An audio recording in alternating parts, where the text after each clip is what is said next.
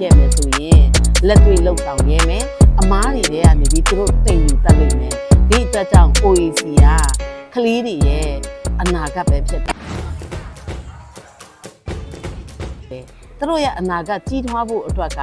ကျမတို့အခုချိန်ကလေးကသူတို့ကိုပြုစုပြောထောင်ပြီးမယ်ဆိုရင်သူတို့ကယုံကြည်မှုရှိပြီးတော့မှကို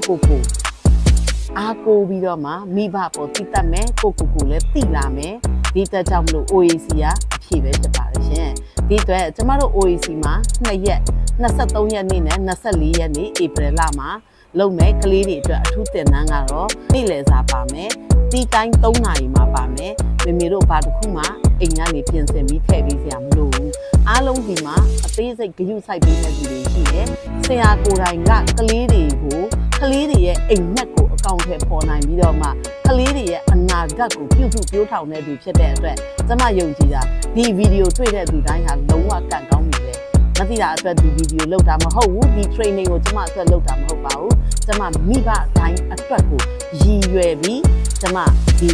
training ကိုလုပ်ရခြင်းပဲဖြစ်ပါတယ်အားလုံးကံကောင်းပါစေလို့ဆုတောင်းပေးပါတယ်ရှင်